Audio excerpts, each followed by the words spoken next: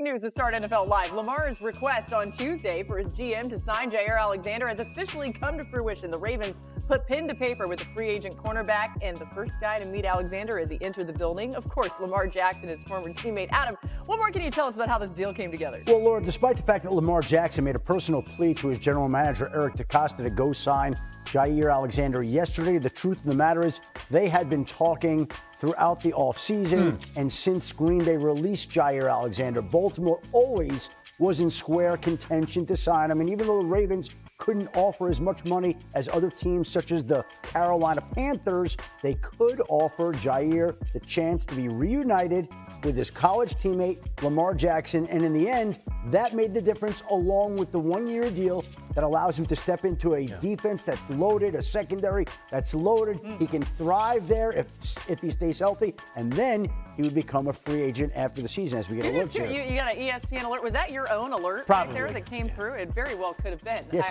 NFL Live is now on the air. Alert. We need those alerts out there. All right, the Ravens secondary struggled last season. On passes 15-plus yards downfield, they allowed the fourth highest QBR and ranked bottom 10 in completion percentage and passing touchdowns allowed. Last season, Jaire Alexander defended a pass on 23% of his targets as nearest defender. That was the seventh highest rate among players who were targeted at least 30 times. Now, what a way to start the show. We just heard from Sheffy. He's here. Field Yates is in the house. And we got Louis Redick with us for the hour as well. Field, I'll start with you. Was cornerback a position of need in Baltimore? You heard Sheffy referencing he's joining a team that's pretty stacked across the board. Yeah, not a frontline need in terms of starting a game tomorrow, needing him on the field for the very first snap, Laura, but this is a team that last year struggled to defend the pass, as you noted. And Jaire Alexander, the best part of this deal, in my opinion, is the fact that it is a one-year deal. This is a motivated player who, over the past 4 seasons, has been just as likely to be on the field as he is off the field. So Jaire Alexander has a chance to play for a team that has Super Bowl aspirations, does not need to be a starter because the Ravens feel really good about their starting trio of Nate Wiggins, the first-round pick last year, of course, Marlon Humphrey, and also Chidobe Awuzie, who they signed this offseason after he was released by the Titans. But the kind of move that the Baltimore Ravens can make in June, they can sort of be like a finishing ingredient for a team that feels like it has the recipe to be a Super Bowl champion this year, Louis. Yeah, it's a really good fit. And where they struggled in particular in 2024 was on the perimeter in the secondary. This is where they were really suspect. This is where teams attacked them. And the fact is, Jaire primarily is an outside lane player. Now what you can do with Marlon Humphrey is put him in the slot at the star, at the nickel position where he's most comfortable, where he's most deadly. You can keep Kyle Hamilton in the middle of the field with Malachi Starks. And now Jaire and Nate and Chidobe and anyone else who wants to go ahead and buy for playtime can buy for playtime on the outside. Now with Jaire, listen, this is a guy from a scheme fit perspective is very, very comfortable playing all the different coverage disciplines, cover 2, cover 4, all the split safety stuff, because he did that in Green Bay. He did that at a high level with lots of instinct, lots of ball vision, real quick closing quickness, real good ball skills. These are all the things that Zach Orr wants in their version of the split safety defenses that they run there in Baltimore. So look, there's a reason why Lamar said go out and get him. There's a reason why they were already talking to him anyway. It just made sense. Now Jaire just needs to stay on the field. He's only played 14 games over the past 2 years. He's had shoulder and knee issues. He's got to stay on the field. He stays on the field, he'll get everything he wants. Baltimore will get everything they want. Yeah, so Laura, when we look at this in the aggregate of the first and second rounds of the NFL draft, the Ravens defense now has a new look to it, right? Malachi Starks, a player that the Ravens were incredibly enamored by during the pre-draft process. They were thrilled to land him where they did towards the end of the first round. And then the second round, they get Mike Green, who led the FBS in sacks last season, who was a ready-made pass rusher.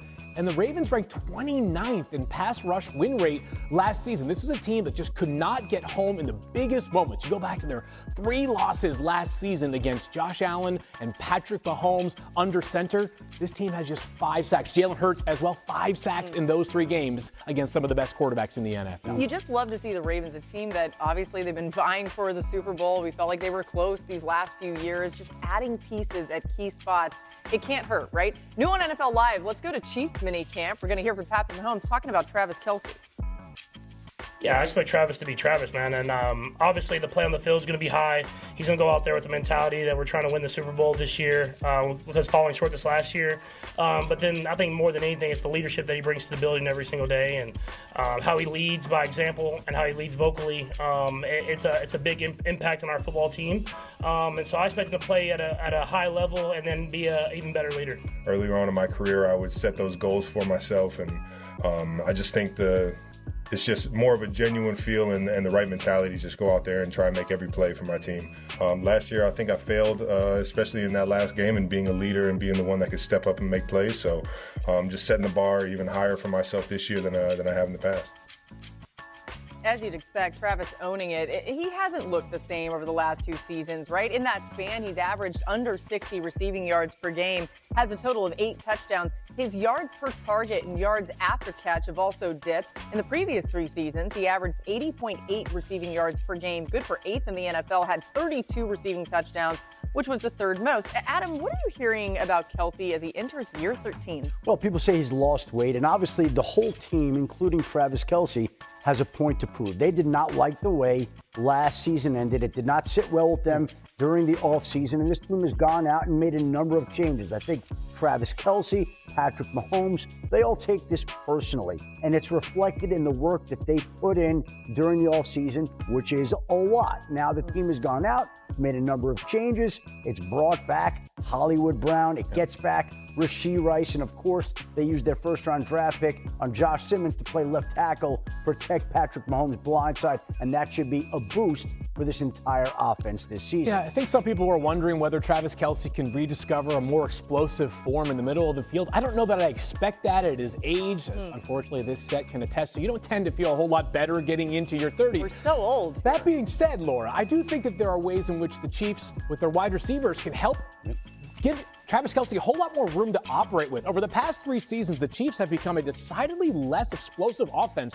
Check the numbers here. Last year, they were second to last in explosive plays, defined by us as plays that travel 20-plus yards, either on the ground or through the air.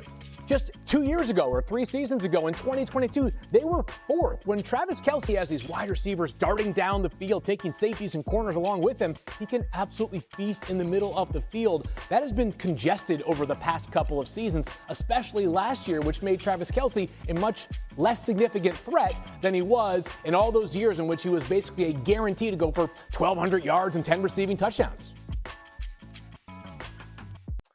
Yeah, look, I think it's hard overall. When you've had the amount of success that Kansas City has had, it's hard to stay sharp as far as your preparation, your attention to detail, you really being on that razor's edge every single week.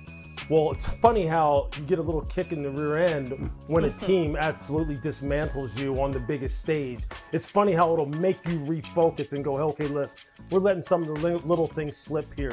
Now you have a little bit more of a fire burning underneath you. Then that goes from all the way from the top down. Look, Brett Veach was right in the lab immediately after the Super Bowl going, I just have to provide Patrick with better protection. I have to have better players on this offensive line so my quarterback is not running for his life. And he went out and did that. Look, they have fortified the left side of this offensive line. They've added pieces on the perimeter. They've added pieces defensively, especially up front, where they will be able to rush the passer with even more ferocity with some of the people that they have added on that side of the ball. And so, look, I think overall, you're going to see the very best version of what everyone has to offer as far as their skill set on the field, their preparation.